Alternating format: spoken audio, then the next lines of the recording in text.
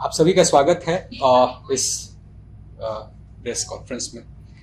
आज मैं आपको बिहार राज्य के अंतर्गत यातायात व्यवस्था को सुदृढ़ करने के कुछ उपाय किए गए हैं उसके बारे में बताना चाहता हूँ। पिछले एक साल से लगातार प्रयासरत रहने के बाद आज बिहार राज्य में कुल 10,332 पदों की स्वीकृति यातायात प्रबंधन के लिए मिल गई है, जो पहले करीब 2-2.5 हज़ार के आसपास हुआ करती थी। पूर्व से 12 जिलों में जो स्वीकृत यातायात बल था, उसके अलावा प्रदेश के अन्य 28 जिलों में भी यातायात बल की स्वीकृति मिल गई है और इसके तहत करीब 4,215 बल नया क्रिएट हुआ है। उसी तरीके से हाईवे पेट्रोलिंग योजना के तहत भी 1560 अतिरिक्त यातायात बलों की स्वीकृति प्राप्त हुई है। यहाँ मैं बताना चाहता हूँ कि हमारा प्रयास रहा है और सुप्रीम कोर्ट की कमिटी है जो रोड सेफ्टी पे काम करती है, उसकी यह अनुशंसा रही है कि जिलों में यातायात प्रबंधन हेतु BPRND द्वारा तय किए गए मानक के अनुसार बल उपलब्ध हो। तो इस दृष्टिकोण से पटना जिले में ये अचीवमेंट प्राप्त कर लिया गया है और ये बल जो है करीब 850 जो हुआ करता था, अब बढ़ करके वो 2600 के आसपास पटना जिले के लिए बल स्वीकृति प्राप्त हो गई है। तो आपको याद होगा कि पहले हम लोगों ने यातायात बल का जुरिस्डिक्शन पूरे जिले में ये करवाया था, एक्सपैंड करवाया था। पहले ये केवल म्युनिसिपल लिमिट तक सीमित था। तो उसके मद्देनज़र इस बल वृद्धि का बहुत ज़्यादा महत्व है और हम सही ढंग से पूरे ज़िले में जो है यातायात संधारण में अपनी महत्वपूर्ण भूमिका निभा सकेंगे। ये बल स्वीकृति तो हो गई है, लेकिन बल में जिला पुलिस में रिक्तियों की संख्या अभी एक स्तर तक है, करीब 30% के स्तर तक है और इस सिलसिले में आपको याद होगा कि करीब 21,000 कांस्टेबल्स की नियुक्ति की प्रक्रिया चल रही है। इनकी नियुक्ति होते ही हमें उम्मीद है कि सभी जगह पे ऑप्टिमम बल उपलब्ध करा दिया जाएगा सभी जिलों में और यातायात प्रबंधन में उससे मदद मिलेगी। दूसरी तरफ हम लोगों ने हैंडहेल्ड डिवाइस की चर्चा आपसे पहले की थी और नवंबर 2023 से यातायात नियमों के उल्लंघन के विरुद्ध मैनुअल चालान को बंद करते हुए हैंडहेल्ड डिवाइस के माध्यम से चालानिंग की प्रक्रिया शुरू की गई थी। अभी राज्य में सभी जिलों में मिला करके कुल 1527 हैंडहेल्ड डिवाइस उपलब्ध कराए गए हैं, जो मूलतः न्यूनतम मानवीय हस्तक्षेप और साक्ष्य आधारित कार्रवाई में हमारी मदद करते हैं और इसके चलते इस चालानिंग प्रक्रिया में शिकायतों में काफ़ी कमी आई है। साक्ष्य आधारित होने से इसके कॉम्प्लायंस लेवल पे भी काफ़ी अच्छी वृद्धि देखी गई है। यदि मैं उन आंकड़ों की बात करूं तो यातायात नियमों के उल्लंघन पर चालान की कार्रवाई में वर्ष 2022 से वर्ष 2023 की तुलना में करीब 116% वृद्धि राजस्व में देखी गई है।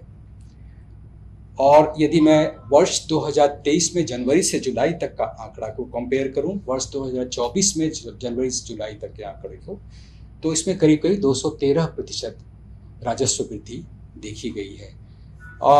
हमारा फोकस राजस्व वृद्धि का नहीं है, बल्कि हमारा फोकस इस मामले में पर्याप्त डिटरेंस क्रिएट करने का है, उत्पन्न करने का है, ताकि जो सड़क सुरक्षा के दृष्टिकोण से और ट्रैफिक रेगुलेशन प्रॉपर हो इसके दृष्टिकोण से जो आम नागरिक है, जो सड़क यूज़र है, वो नियमों का सही ढंग से पालन करे। इसके साथ एक और इनिशिएटिव शुरू किया गया है, वो परिवहन विभाग और NIC की मदद से ई-डिटेक्शन पोर्टल का, और सभी टोल प्लाजा जो हैं वहाँ पर इस प्लेटफॉर्म को उपलब्ध कराया गया है और पिछले 7 अगस्त 2024 से इसमें कार्रवाई की जा रही है। आपको मैं बता दूं कि 7 से 14 अगस्त तक जो यातायात नियमों के उल्लंघन के मामले होते हैं टोल प्लाजा के माध्यम से, इसमें मूलतः जो डॉक्यूमेंट आधारित ऑफेंसेस होते हैं उसको कवर किया जाता है और इसके माध्यम से करीब 7 दिनों में टोल प्लाजा से गुजरने वाली गाड़ियों के विरुद्ध 9 करोड़ का फाइन किया गया है।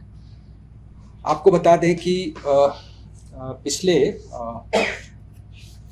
महीने उत्तर प्रदेश के उन्नाव जिले में एक दुर्घटना हुई थी, बस दुर्घटना हुई थी, जिसमें बिहार के करीब 18 यात्रियों की मृत्यु हो गई थी।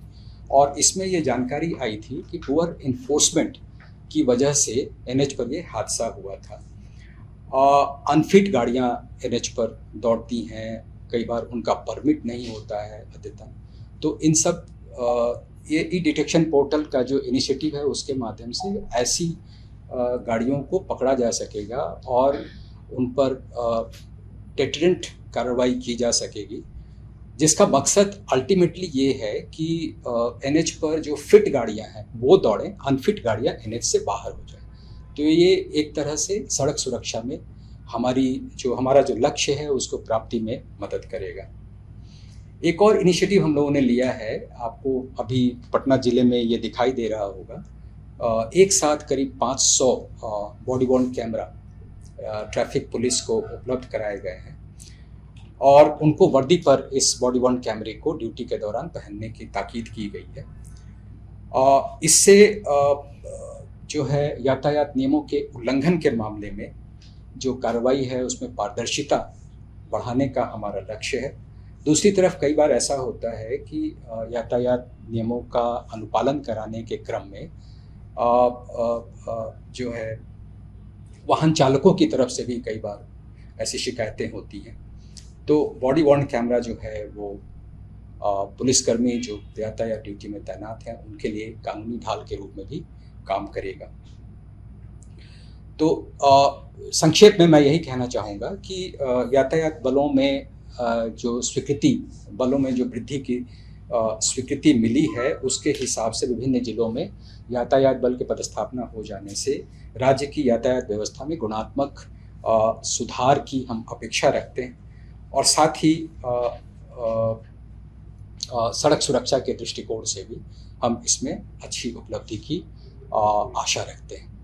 धन्यवाद।